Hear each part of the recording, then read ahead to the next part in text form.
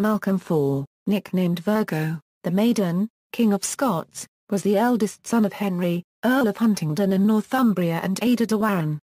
The original Malcolm Canmore, a name now associated with his great-grandfather Malcolm III, he succeeded his grandfather David I, and shared David's Anglo-Norman tastes. Called Malcolm the Maiden by later chroniclers, a name which may incorrectly suggest weakness or effeminacy to modern readers, he was noted for his religious zeal and interest in knighthood and warfare. For much of his reign he was in poor health and died unmarried at the age of 24. Accession. Earl Henry, son and heir of King David I of Scotland, had kept poor health throughout the 1140s. He died suddenly on June 12, 1152. His death occurred in either Newcastle or Roxburgh, both located in those areas of Northumbria which he and his father had attached to the Scots crown in the period of English weakness after the death of Henry I of England. Unlike in the case of the English king, who had been left without male heirs after the death of his only son and the wreck of the White Ship, the King of Scots, David I, did not lack for immediate heirs upon the death of Earl Henry. This was because Earl Henry had left behind 3 sons to carry forward the lineage of his father. Malcolm, the eldest of Earl Henry's sons, was only 11 years old. He was however sent by his grandfather on a circuit of the kingdom, accompanied by Don Cod, Mayor of Fife, and a large army. Don Cod had been styled rector, perhaps indicating that he was to hold the regency for Malcolm on David's death. These preparations were timely, because King David survived his son less than 1 year, dying on May 24, 1153 at Carlisle. Malcolm was inaugurated as king on May 27, 1153 at Scone at age 12. Don Cod, who duly became regent for the young Malcolm, ensured that the inauguration took place before the old king was even buried. This might appear unseemly, but there was good reason for the haste. Malcolm was not without rivals for the kingship. Don Cod himself died a year later, in 1154. Rivals and neighbours, the Orkneyinga saga claims William the Noble, son of William Fitz-Duncan, was the man whom every Scotsman wanted for his king. As William Fitz-Duncan married Alice de Rumilly c. 1137, young William could only have been a youth, perhaps a child, by 1153. There is no evidence to suggest that William ever made any claims to the throne, and he died young, in the early 1160s, leaving his sizable estates to his 3 sisters. Of William Fitz-Duncan's other sons, Bishop Wymond had already been blinded, emasculated and imprisoned at Beland Abbey before King David's death, but Donald Mac Willime, first of the Mike Willime, had considerable support in the former Mormaerdom of Murray. Another contender, imprisoned at Roxburgh since about 1130, was ALll Callum Mac Alexander, an illegitimate son of Alexander I. ALll Callum's sons were free men in 1153. They could be expected to contest the succession, and did so. As a new and young king, Malcolm also faced threats to his rule from his neighbours. Foremost among them was ALll, King of Argyll, Fergus, Lord of Galloway, and Henry II, King of England. Only Rognvald Carly Coulson, Earl of Orkney, was otherwise occupied, and his death in 1158 brought the young and ambitious Harold Medadson to power in Orkney, who proved yet another threat to the young Malcolm. The first open opposition to Malcolm came in November 1153, from family rivals, the sons of ALll Callum Mac Alexander. They mounted their challenge with the aid of a neighbour, Somerled of Argyll. This threat soon dissipated, because Somerled was beset with more pressing concerns. His war with Godred Olafson of Man lasted until 1156 and a possible conflict with Gilchrist St. Mayor of Menteith, over Cole, loomed large. Support for the sons of ALll Callum Mac Alexander may also have come from areas closer to the core of the kingdom. 2 conspirators are named by chroniclers, one of whom died in trial by combat in February 1154. In 1157, it is reported, King Malcolm was reconciled with ALll Callum Macith, who was appointed to the Mormaerdom of Ross, which had probably been held by his father. Malcolm IV and Henry II. Malcolm was not only King of Scots, but also inherited the earldom of Northumbria, which his father and grandfather had gained during the wars between Stephen and Empress Matilda. Malcolm granted Northumbria to his brother William, keeping Cumbria for himself. Cumbria was, like the earldoms of Northumbria and Huntingdon, and later Chester, a fief of the English crown. While Malcolm delayed doing homage to Henry II of England for his possessions in Henry's kingdom, he did so in 1157 at Peveril Castle in Derbyshire and later at Chester. Here Henry refused to allow Malcolm to keep Cumbria, or William to keep Northumbria, but instead granted the earldom of Huntingdon to Malcolm, for which Malcolm did homage. After a second meeting between Malcolm and Henry, at Carlisle in 1158, they returned without having become good friends, and so that the King of Scots was not yet knighted. In 1159 Malcolm accompanied Henry to France, serving at the siege of Toulouse where he was, at last, knighted.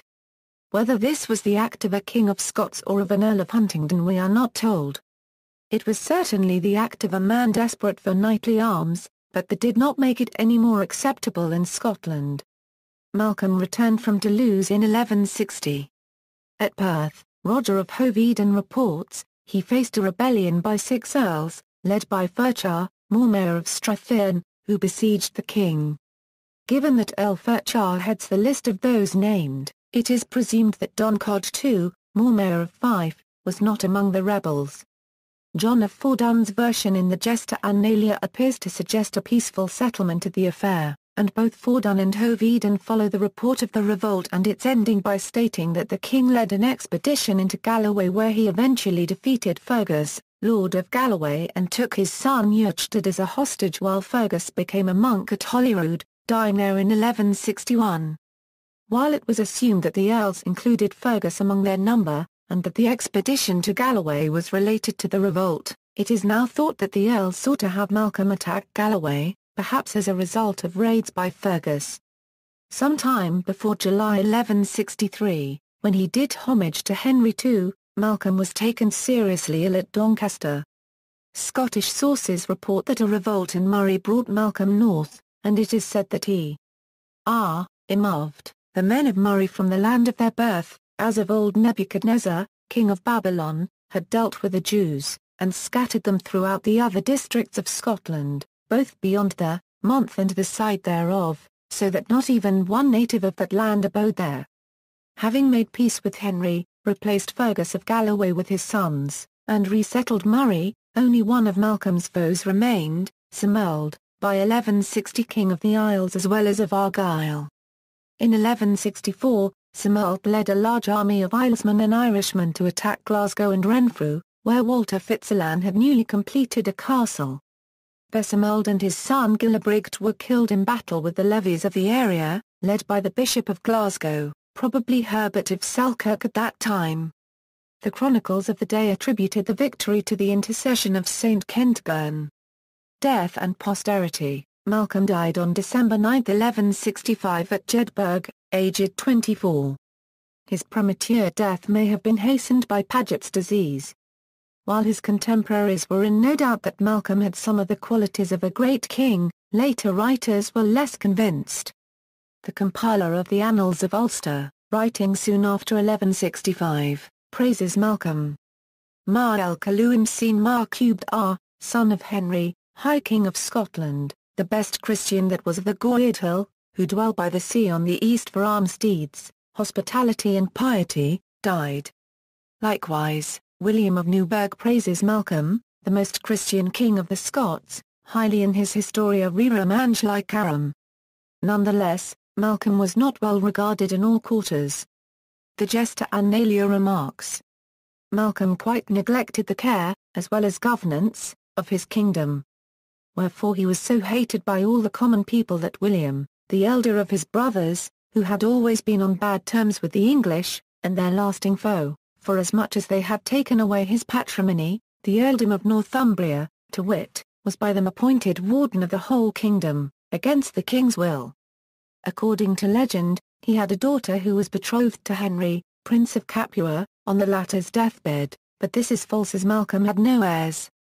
His mother formulated a plan for a marriage to Constance, daughter of Conan III, Duke of Brittany, but Malcolm died before the wedding could be celebrated. It is difficult, given the paucity of sources, to date many of the reforms of the Scoto-Norman era, but it appears that Malcolm continued the reforms begun by his grandfather and granduncles.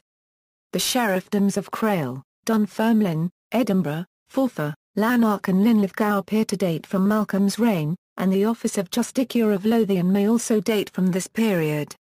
Malcolm founded a Cistercian monastery at Cooper Angus, and the royal taste for continental religious foundations extended to the Magnates, as in Galloway, where the Premonstratensians were established at Salsat by 1161. Fictional portrayals. Malcolm IV has been depicted in historical novels. They include Lord of the Isles by Nigel Trunter. The main character of the novel is ALll, Lord of the Isles.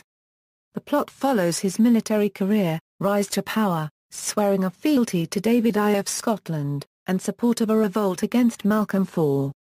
It concludes with the murder of ALll. Tapestry of the Boar by Nigel Trunter. The main character is Hugh de Swinton, a huntsman at the court of Malcolm IV. He is at first employed to slay wild boars which threaten humans, sheep and cattle of the Scottish countryside. He then serves as a scout to the army of the king during the conflict with Fergus of Galloway. Malcolm IV eventually tasks Hugh with establishing Souter Isle, the first real hospital for the sick and poor in Scotland. Ancestry. Notes. References. External links. Celt, Corpus of Electronic Text at University College Cork includes the Annals of Ulster, Tigernach and Innisfallen, the Liber Brynach and the Chronicon Scotorum among others. Most are translated or translations are in progress. Orkneyinga Saga at Northveg.